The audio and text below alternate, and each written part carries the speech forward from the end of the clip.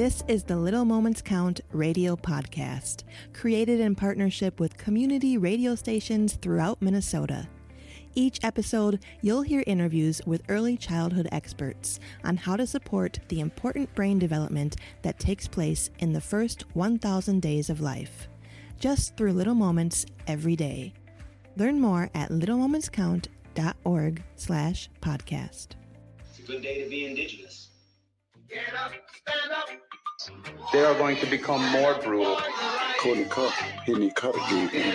Because all the hippies were trying to be Indians anyway. They're going to become more repressive because it's a matter of dollars and their illusionary concepts of power. Hey, Victor. We must live in balance with the earth. And also with recent happenings at Wounded Knee. I am awake. Welcome to Native Roots Radio presents I'm Awake, and I'm your host, Wakanja Hade. Hey, Kadagi to all my friends and relatives in four directions. You are listening to Native Roots Radio presents I'm Awake, and I'm your host, Robert Pilot. Hey, we discuss local, national, Native news and events. And as you know, Chujunk, Native issues are human issues, and human issues are Native issues. Yes, you are right, Dega. And this segment of Native Roots Radio Network is presented in partnership with Little Moments Count. Little Moments Count is a statewide collaborative focused on helping parents and caregivers learn about the importance of brain development in Minnesota's little learners. Absolutely, Haley. And, you know, we're excited to be partnering with Little Moments Count to host conversations focused on early childhood development.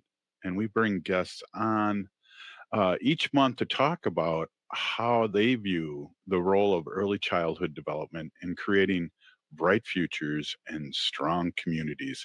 And right away, that's just head off here. We got Janice LaFloe, who's the founder of MAICC and the former primary guide of the Children's House, and she's a member of Turtle Mountain Tribe, and we're excited to have her. And also LaVon Lee, who has been in with the Montessori American Indian Childcare Center since its inception in 2014 and is serving as director. Well, let's jump in to this right away because I have a lot of questions, and welcome you guys. And good to see you, Janice. Janice, we have to talk. We can't wait. Sorry. Bonjour. Thank you, Robert, for hosting us today. Great to have you, and nice to meet you, LaVon. Thank you. We've met. My hubby's John, so but nice to be here. Thank you so much. Oh, your hubby's John Lee? John Poopart. Oh, John. We just had John on. That's awesome. I know. I was asking him how this process works, so he was very helpful. But thank you, Robert. Awesome. I'm happy to be here.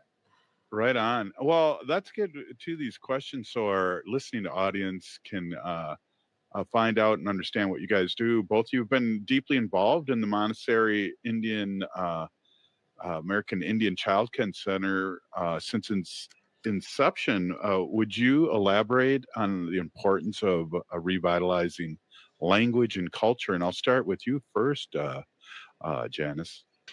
Thanks, Robert.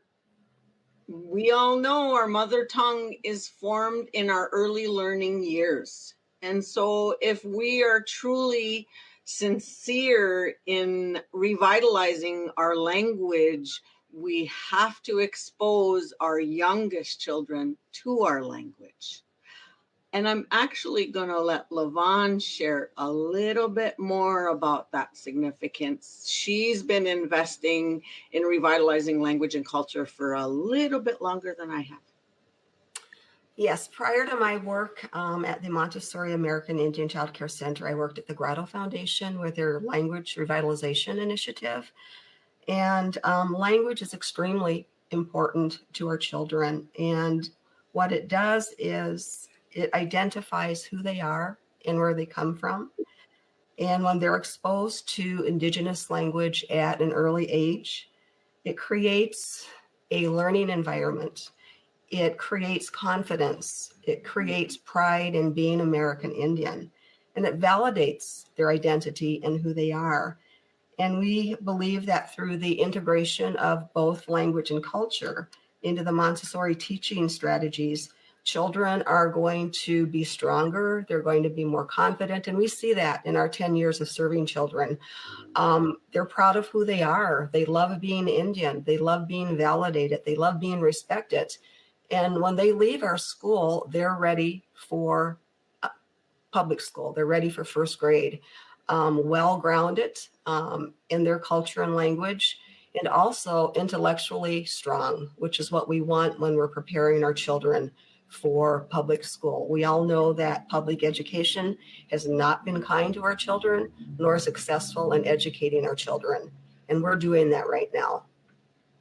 Absolutely. And Janice, it's so important too to we talk about early childhood with the neurons and the things connecting in your brain to learn two languages, and how important that is just to do that to early childhood development. Absolutely. For a long time, people were scared, right, about the concept of two languages and thinking children would be confused by it. But research actually validates children who are brought up in multilingual environments develop an even greater capacity for creative thinking and problem solving and being more oriented to be accepting of other perspectives, because language is one of those foundations that give us that first opportunity to learn about a different perspective. And so when you talk about the significance of brain development, exposing children to all kinds of beautiful things in their early years is absolutely critical, so that they can develop as many possible neuron pathways between the left and the right side of their brain. Wow. LaVon, do you have anything to add to that? Because I don't. I just know that the children that we work with, they can hear a word in Ojibwe or Lakota, remember it, and enunciate it perfectly, much better than I can. Wow. Yeah, they have that elastic brain. They have that ability. Right. Where I'm on the other side of that hill, kind of heading down there, can barely remember my name sometimes, but that's a different show. Janice, can you tell us a little bit about your Montessori school? Because my young Haley and I were talking about that, and Haley's friends with your daughter, and I was asking her a few questions that I didn't know. So you've been around since 2012, is that correct? 2014, we opened in the fall of 2014. And so a little over 80 children, I'm very proud, which is about 60-ish, a little over 60 families have attended and participated at our Montessori Childcare Center and have been off.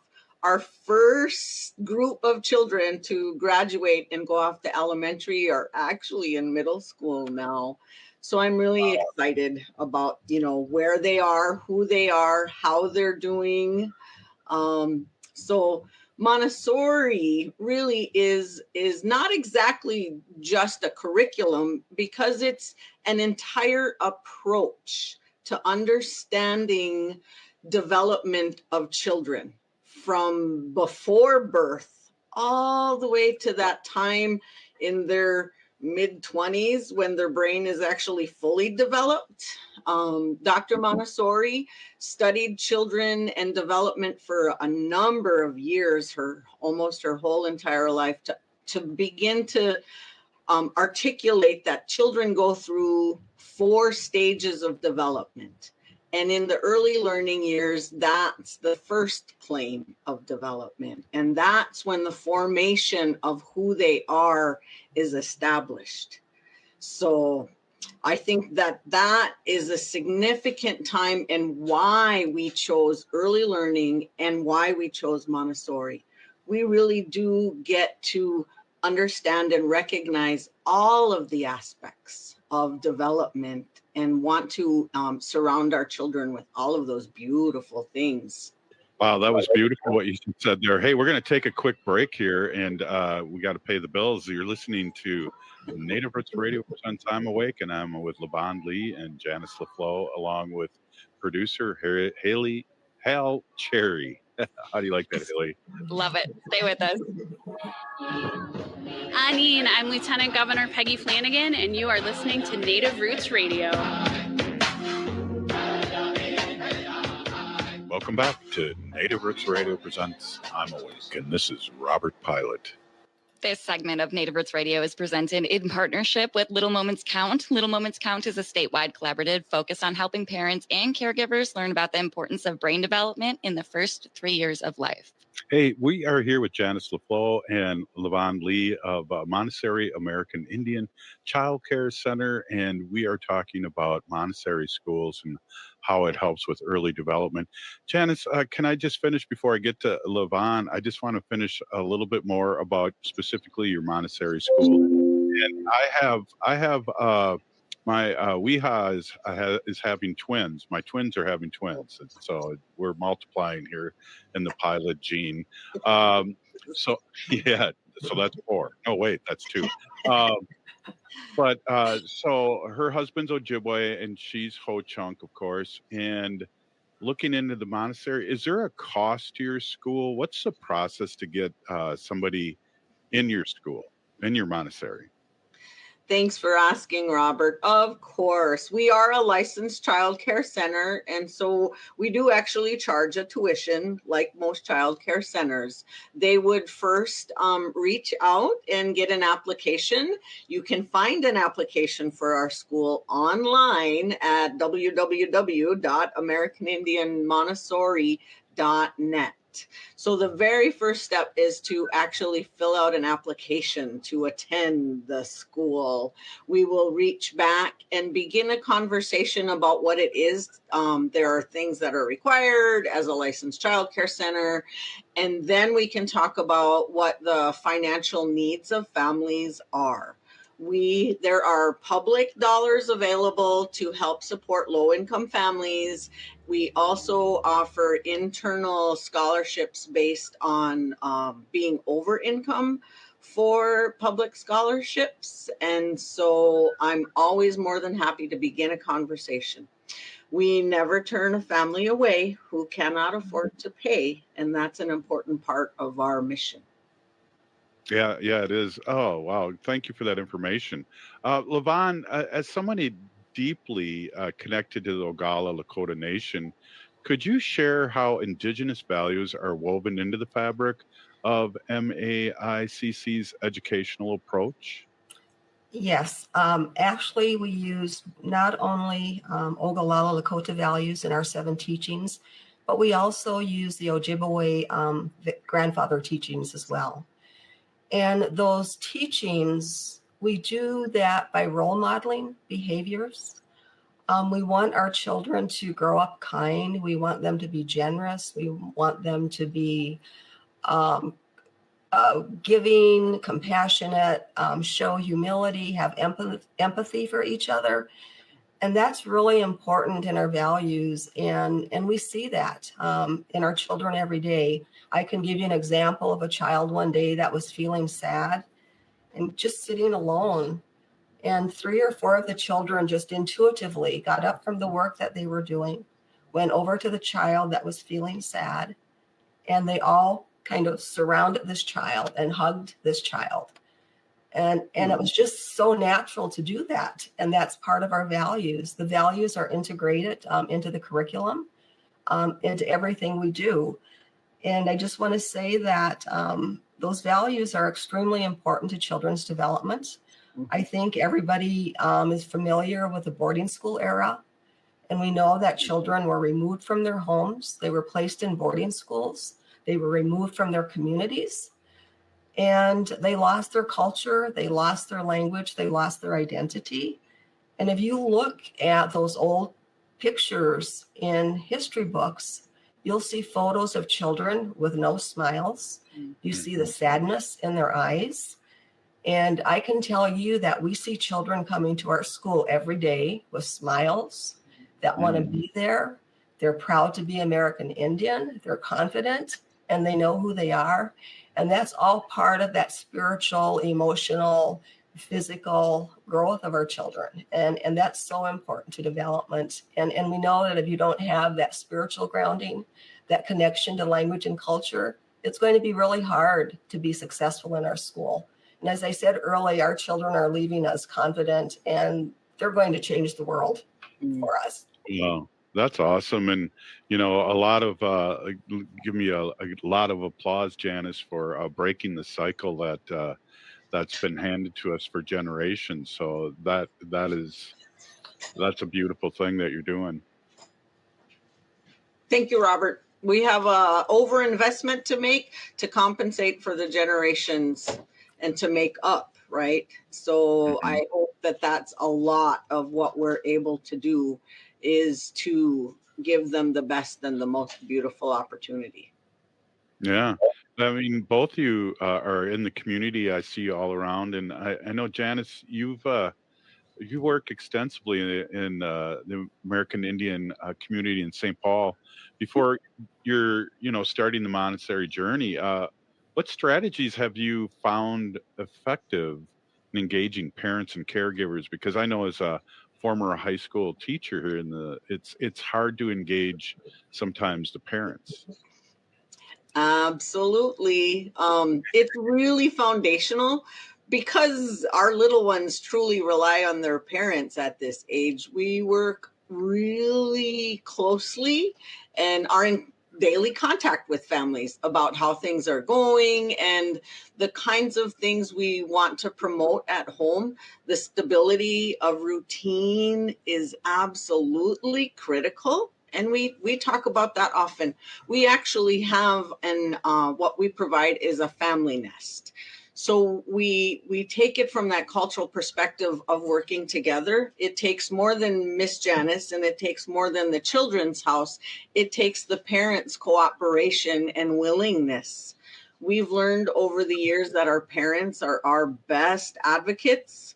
I don't do a lot of advertising because I have more than enough referrals coming in the door from our very happy, proud parents doing that advocating and referring for us. And so that's testimony to how much they actually embrace what we're doing, believe in what we're doing, participate in what we're doing, and see it in their children. And so those engagement strategies really is to accept parents and children where they're at and then begin a journey together. We talk about that often. We're not doing it alone. We're working on this together. So when children actually begin to start demonstrating some of those shifts and changes, parents immediately start saying, how did you do that? Why don't they do that for me? And so we have many conversations about how we can do it together. That's awesome. And I'm wondering too, because we're all over the country and we're on, 20 stations daily. Can you give your website or how to get a hold of you, or your Facebook, if there's people interested across the country in mirroring what you do? Awesome. I've shared the website, but we are www.americanindianmontessori.net. And we're located in St. Paul. You can reach us also by calling 651-478-1189. Our website has all of our staff and our emails to access as well. And we are very interested in spreading what we do to other communities, particularly our tribal communities. It's a big part of our vision to be the premier model. You can only be a great model if others are willing to follow. So we hope to focus our next 10 years on sharing what we do and why it's so special and why we believe it's important for more communities to take a look at how what we're doing can be done in their community. Wow. Good words. Good words. We only got a couple minutes left. LaVon, do you have any last words? And I do. So I really want to do a shout out to the Yes for St. Paul Families campaign. We are a member of that coalition. And I think it's really important that families and grandmas and parents and uncles and aunties and extended families that have and really care about access to learning, affordable learning, opportunities for culturally relevant learning, go to the polls this fall and vote. I think childcare is extremely expensive. And as Janice said, we never turn a child away, but all children deserve access. So really encourage parents and family members, all those kinship systems that we have in our community, to go out and support this initiative. All of our children and all of our communities they will benefit from this initiative. Well, I agree, LaVon, and we talk about Montessori schools and childcare, how much more those young ones are ahead of the game than people that can't participate in this. It's an amazing social experience for them, and they learn so much. LaVon, you agree? I do agree. I do agree. And I'm just going to take one moment to say that the Montessori education is over 150 years old. It's a method that works in our community. It's child-centered, and the child is considered sacred in Montessori, just as we consider the child sacred. Many compatibilities between our culture and Montessori. Wow. Janice, you got 30 seconds here. I just want to say I've been trying to get you on my show for 7 years, and glad you're here today. Thanks, Robert. I knew the shout out and the challenge would come, and I absolutely am so pleased to be a part of sharing. And we will have to schedule another time so we can continue to share about some of the amazing work. Perhaps the family can join us next time. That'd be great. That would be great. Doors open anytime, Janice. All seriousness, really. Thank you so much, both you, Peony Gigi, to both you for coming on. Thank you, Robert. Thank you. Right on. Hey, we're still here. We are the 7th generation. This has been Native Roots Radio. Free Leonard Peltier now. Thanks for listening to the Little Moments Count radio podcast in partnership with community radio stations throughout Minnesota. You can find the Little Moments Count radio podcast wherever you get your podcasts and at littlemomentscount.org/podcast.